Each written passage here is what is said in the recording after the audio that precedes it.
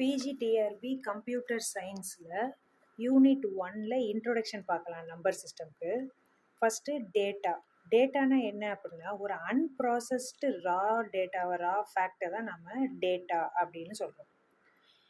அதை வச்சு இன்ஃபர்மேஷன் எதுவுமே நம்ம தெரிஞ்சுக்காது. அந்த டேட்டாவை வச்சு அன்ப்ராசஸ்டு தான் வந்துட்டு டேட்டான்னு சொல்கிறது. இந்த வேர்டு டேட்டான்றது டேட்டம் அப்படின்ற வேர்டுலேருந்து டிரைவ் பண்ணியிருக்காங்க. இப்போ இதில் டேட்டாவுக்கு எக்ஸாம்பிள் நேம், ஒருத்தர் name ABC, age 45, occupation teacher. இதில் ரைட் சைடில் இருக்கக்கூடிய ஏபிசி, 45, டீச்சர் இது எல்லாமே கான்ஸ்டன்ட் வேல்யூஸ். இதை ஸ்டோர் பண்ணி வச்சுருக்கோம்ல, இந்த நேமு, ஏஜ், ஆக்குபேஷன் இது எல்லாத்தையும் வேரியபிள்னு சொல்லணும். ஸோ இதை வச்சு நமக்கு பெருசாக இன்ஃபர்மேஷன் கிடைக்கல. இதை வச்சு நம்ம ப்ராசஸ் பண்ணி நமக்கு ஒரு அவுட்புட் கிடைக்குதுல்ல, அந்த அவுட்புட் தான் இன்ஃபர்மேஷன்னு சொல்லணும். அடுத்து கம்ப்யூட்டரில் நீங்கள் என்ன கொடுத்தாலும் சரி, லெட்டர்ஸ் கொடுத்தாலும் சரி, நம்பர்ஸு, ஸ்பெஷல் கேரக்டர்ஸ்னால் டாலர் சிம்பிள், ஹேஷு, அடுத்து கேர்லி பிரேசஸ், இது எல்லாமே ஸ்பெஷல் கேரக்டர்ஸ்ன்னு சொல்லணும். இந்த மாதிரி எதை கொடுத்தாலுமே அதை என்ன பண்ணும், மெஷினு தனக்கு புரிஞ்சிருக்கக்கூடிய லாங்குவேஜுக்கு மாற்றிக்கிறோம். கம்ப்யூட்டருக்கு என்ன தெரியும் அப்படின்னா, நாம் என்ன கொடுத்தாலும் அதுக்கு 0s and 1s மட்டும்தான் தெரியும். ஸோ நம்ம கொடுக்குறத 0s and 1ஸாக கன்வெர்ட் பண்ணி அதுக்கு புரிகிற மாதிரி ஒரு லாங்குவேஜ் இருக்குல்ல, கம்ப்யூட்டருக்கு புரிகிற லாங்குவேஜ். கம்ப்யூட்டருக்கு புரிகிற லாங்குவேஜுக்கு பேர் மெஷின் லாங்குவேஜ்னு சொல்லணும். இந்த 0s and 1ஸை தான் நம்ம என்னன்னு சொல்கிறோம், பைனரி டிஜிட்ஸ் அப்படின்னு சொல்கிறோம். இந்த பைனரி டிஜிட்ஸில் இருக்கக்கூடிய பிஐ, டிஜிட்ஸில் இருக்கக்கூடிய டிஎஸ், இது ரெண்டையும் சேர்த்து ஷார்ட்டாக நம்ம என்ன சொல்கிறோம், பிட்ஸ் அப்படின்னு சொல்கிறோம். ஸோ 0s and 1ஸ்னாலே பிட்ஸ்ன்னு இருக்கும். அடுத்து சில டெஃபனிஷன்ஸ் பார்க்கலாம். இதெல்லாம் வந்துட்டு கேட்குற வாய்ப்பு இருக்குது. பிட்ஸுனா 0s and 1s. இதே இது நிபிள்னு வச்சுக்கோங்களேன், கலெக்ஷன் ஆஃப் 4 பிட்ஸை தான் நம்ம நிபிள்னு சொல்கிறோம். இதே கலெக்ஷன் ஆஃப் 8 பிட்ஸை என்ன சொல்லணும், பைட் அப்படின்னு சொல்லணும். இப்போ உங்களுடைய ஃபோனில் ஒரு 2 பைட்டில் ஒரு சின்னதாக டேட்டா இருக்குது அப்படின்னா அதில் எத்தனை பிட்ஸ் இருக்குதுன்னு அர்த்தம், 1 பைட்னா 8 பிட்ஸு, 2 பைட்டு அப்படின்னா என்ன அர்த்தம், இன்னொரு 8. அப்போ உங்ககிட்ட இருக்கக்கூடியது 16 பிட்ஸில் ஒரு டேட்டா இருக்குது. அப்போ 16 பிட்ஸ்னால் 2 பைட்ஸ்ன்னு அர்த்தம். ஸோ கலெக்ஷன் ஆஃப் 8 பிட்டை தான் நம்ம என்னன்னு சொல்கிறோம், பைட்டுன்னு சொல்கிறோம். அடுத்த ஒரு டெஃபினிஷன் என்னென்னா வேர்டு லென்த்து. வேர்டு லென்த்னா என்ன அர்த்தம்னா, number of bits processed by CPU at a time. ஒரு நேரத்தில் ஒரு தடவை கம்ப்யூட்டரால் எத்தனை பிட்ஸை ப்ராசஸ் பண்ண முடியுதோ அந்த கான்செப்டுக்கு பேர் தான் வேர்டு லென்த்துன்னு சொல்கிறது. இப்போ 8 பிட்டு, 16 பிட்டு, 32 பிட்டுன்னு இருக்குது. இப்போ இதில் 8 பிட் 16 பிட்லலாம் இப்போ கம்ப்யூட்டர் மோஸ்ட்லி யூஸ் பண்ணுறதில்ல. எல்லாருமே இப்போ 32 பிட்டு 64 பிட்டு மட்டும்தான் நாம் யூஸ் பண்ணுறோம். 32 பிட்ஸ் 64 பிட்ஸ்னால் என்ன அர்த்தம், கம்ப்யூட்டரால் ஒரு தடவை எத்தனை பிட்ஸை ப்ராசஸ் பண்ண முடியும். இப்போ இட் இஸ் 64 பிட்ஸ்னால் அதை 64 பிட்ஸ் கம்ப்யூட்டர்னு வச்சுக்கோங்களேன், அதால் என்ன பண்ண முடியும், ஒரு தடவைக்கு 64 பிட்ஸு ப்ராசஸ் பண்ண முடியும். இதே 32 பிட் கம்ப்யூட்டர்னு வச்சுக்குவோம், அதால் ஒரு தடவைக்கு என்ன செய்ய முடியும், 32 பிட்ஸை ப்ராசஸ் பண்ண முடியும். இதுதான் வேர்டு லென்த்துன்னு சொல்கிறது. அடுத்த டாபிக் என்ன அப்படின்னா, வேர்டு லென்த்துக்கு அப்புறம் டேட்டாவை எப்படி ரெப்ரசன்ட் பண்ணுறோம் அப்படின்றத பார்க்க போகிறோம். டேட்டாவை எப்படி ரெப்ரசன்ட் பண்ணுறோம், ஃபஸ்ட்டு பிட்ஸுனா நம்ம எல்லாம் முன்னாடியே பார்த்தோம், 0s and 1s. நிபிள்னா என்ன பார்த்தோம், கலெக்ஷன் ஆஃப் 4 பிட்ஸு. பைட்ஸ்னா கலெக்ஷன் ஆஃப் 8 பிட்ஸ். இப்போ கேபின்னு வச்சுக்கோங்களேன், கிலோ பைட். ஒரு எக்ஸாம்பிளுக்கு நம்ம நார்மலாக யூஸ் பண்ணுறதில்ல 1 கிலோ அப்படின்னா நம்ம என்ன சொல்லுவோம், 1 kgனா அது 1000. இதே கம்ப்யூட்டரில் மெமரி சைஸு 1 கிலோன்னு வச்சுக்கோங்க, அது 1024, விச் மீன்ஸ் 2 power 10. இப்போ கேபி அப்படின்னா 1024 பைட்ஸ் சேர்ந்தது தான் கேபி. எம்பி மெகாபைட் அப்படின்னா 1024 கேபி சேர்ந்தது தான் என்னது, எம்பின்னு சொல்லணும். இதே இது ஜிகாபைட்னு வச்சுக்கிடுவோம், 1024 எம்பி சேர்ந்தது தான் ஜிகாபைட்னு சொல்கிறோம். டெராபைட்னா 1024 ஜிபி சேர்ந்தது தான் டெராபைட். இப்போ இந்த மெமரி சைஸை பார்ப்போம். மெமரி சைஸ் கீழே டேபிளர் காலத்தில் இதெல்லாம் கேட்க வாய்ப்பு இருக்குது. கிலோபைட், இதை மட்டும் ஆர்டராக ஞாபகம் வச்சுக்கோங்க. Kilobyte, megabyte, gigabyte, terabyte, petabyte, exabyte, zettabyte, yottabyte, இதை மட்டும் ஞாபகம் வச்சுக்கோங்க. இந்த ஆர்டர் கிலோபைட், இப்போ 2 போட்டு கேப் சிம்பிள் போட்டு 10ன்னு போட்டாங்கன்னா இது 2 power 10ன்னு அர்த்தம்.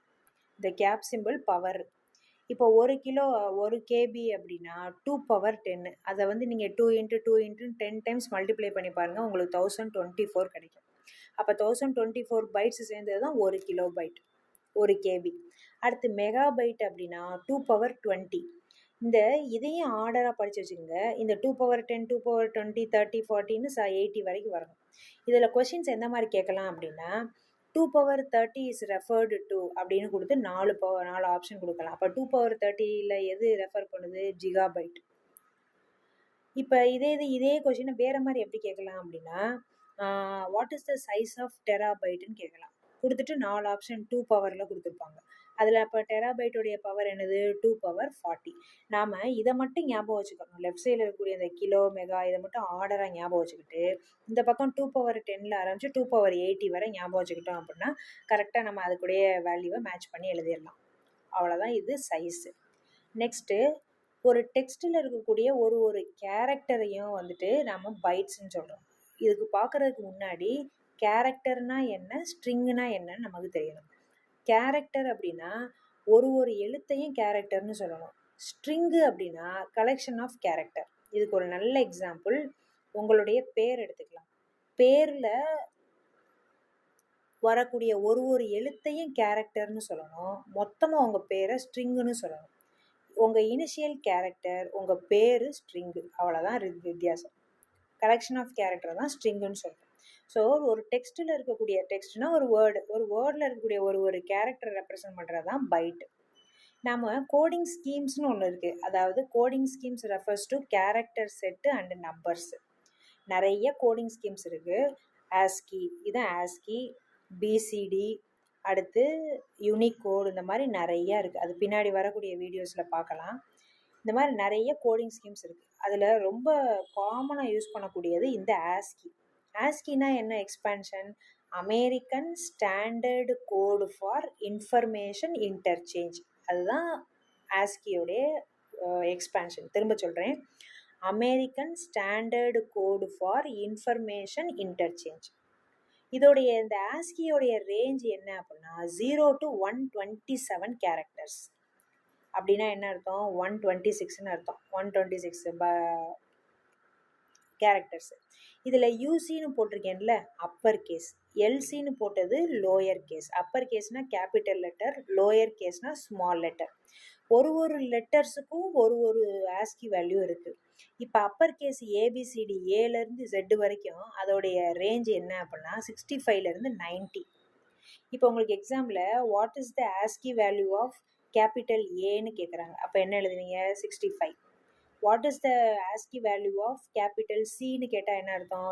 நமக்கு அந்த ரேஞ்ச் தெரியும்ல, 65லேருந்து 19. இப்போ சிக்கு கேட்டால் என்ன பண்ணலாம்? ஏபிசி 65, 66, 67 தான் சியோடது. அந்த மாதிரி ஞாபகம் வச்சுக்கலாம். அந்த ரேஞ்சை ஞாபகம் வச்சுக்கிட்டோம்னா நம்ம ஆஸ்கி வேல்யூவை கண்டுபிடிச்சிடலாம். இதே லோயர் கேஸ்னால் ஸ்மால் லெட்டர் ஏலேருந்து Z வரைக்கும். அதுக்குடைய ஆஸ்கி வேல்யூ என்னது? 97லேருந்து 122 அதோடைய ரேஞ்சு. மேத்ஸில் யூஸ் பண்ணக்கூடிய இந்த நியூமரிக் வேல்யூ 0. கம்ப்யூட்டர் சயின்ஸில் இதை ஞாபகம் வச்சுக்கணும். டைப்பிங்கில் நமக்கு இப்படி ஓவல் ஷேப்பில் போட்டால் அது 0, இப்படி ரவுண்டாக போட்டோம் அப்படின்னா அது O, இங்கிலீஷ் லெட்டர் O. இப்போ 0வோடைய ஆஸ்கி வேல்யூ என்னது? 48. பிளாங்க் ஸ்பேஸ் இருக்குல்ல, அதோடைய ஆஸ்கி வேல்யூ 32. இதுதான் ஆஸ்கி வேல்யூ. மேஜராக இந்த ஆஸ்கி வேல்யூவை ஞாபகம் வச்சுக்கணும். இதெல்லாம் கேட்குறதுக்கு வாய்ப்பு இருக்குது. What's ASCII value of blank space அப்படின்னு கேட்டால் 32ன்றத ஆப்ஷனை சூஸ் பண்ணணும். Next, number system. நிறைய number system, different types of number system தான் பார்க்க போகிறோம். மொத்தம் 4 நம்பர் சிஸ்டம் இருக்குது. ஒன்று டெசிமல், பைனரி, ஆக்டல், ஹெக்ஸாடெசிமல். இதில் ரொம்ப காமனாக யூஸ் பண்ணுறது இந்த டெசிமல் தான். அதர் நம்பர் சிஸ்டம்லாம் பைனரி, ஆக்டல், ஹெக்ஸாடெசிமல். இதை கன்வர்ஷன் பார்க்கும்போது உங்களுக்கு ஈஸியாக புரியும். இப்போதைக்கு இதை பேசிக் மட்டும் தெரிஞ்சுக்கலாம். இந்த டெசிமலுடைய பேஸ் வேல்யூ, ஒவ்வொரு நம்பர் சிஸ்டமுக்கும் ஒரு பேஸ் வேல்யூ இருக்குது. டெசிமலுடைய பேஸ் வேல்யூ 10, பைனரியோட பேஸ் வேல்யூ 2, பேஸ் வேல்யூ ஆக்டலுடைய பேஸ் வேல்யூ 8, ஹெக்ஸாடெசிமலுடைய பேஸ் வேல்யூ 16.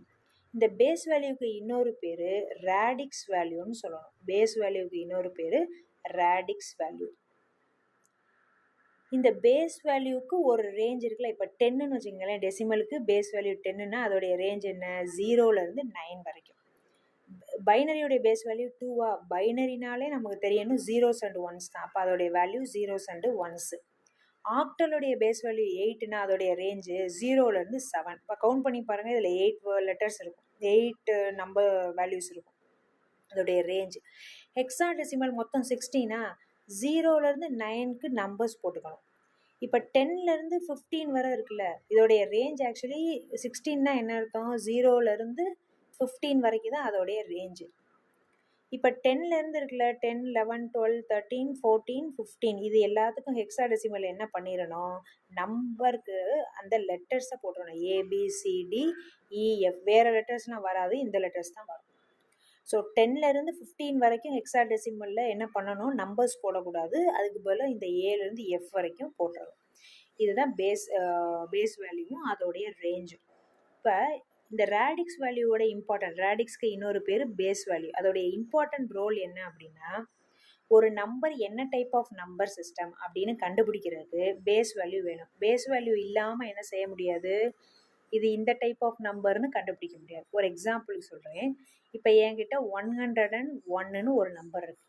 இப்படி பார்த்தோன்னே இந்த நம்பரை நம்ம வந்துட்டு டெசிமலோ ஆக்டலோ இல்லை இது ஹெக்ஸாடெசிமலோ இல்லை இது பைனரின்னு சொல்ல முடியாது.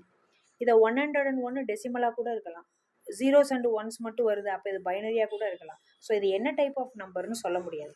இதே இது பேஸ் வேல்யூ போட்டிருக்குன்னு வச்சுக்கோங்களேன், போட்டிருந்தா இது என்ன டைப் ஆஃப் நம்பர்னு கரெக்டாக சொல்லலாம். 101 பேஸ் 10னா அது டெசிமல் வேல்யூ. இதே இது 125 அப்படின்னு கொடுத்துருக்காங்க, இதில் வந்துட்டு கீழே 8ன்னு போட்டிருக்காங்க, அப்படின்னா இது என்னது, ஆக்டல் வேல்யூ. இதே இது வந்துட்டு இந்த இடத்துல 124 கீழே 16ன்னு போட்டிருக்கு, இது என்ன வேல்யூ, இது வந்துட்டு ஹெக்ஸாடெசிமல் அப்படின்னு பார்த்தோன்னே சொல்லலாம். ஸோ ரேடிக்ஸ் வேல்யூவோட வேலை என்ன அப்படின்னா, base value is used to identify the number system. அந்த கீழே பேஸ் வேல்யூ இல்லாமல் அது என்ன டைப் ஆஃப் நம்பர்னு சொல்ல முடியாது. இதுதான் பேசிக்காக நம்பர் சிஸ்டத்தோடைய இன்ட்ரொடக்ஷன். அடுத்த வீடியோவில் வந்துட்டு நம்பர் கன்வர்ஷன்லாம் பார்க்கலாம். டெசிமல்லேருந்து எப்படி பைனரியாக மாற்றுறது, பைனரிலேருந்து ஆக்டலாக எப்படி மாற்றுறதுன்றதை அடுத்தடுத்து வரக்கூடிய வீடியோஸில் பார்க்கலாம். தேங்க்ஸ் ஃபார் வாட்சிங்.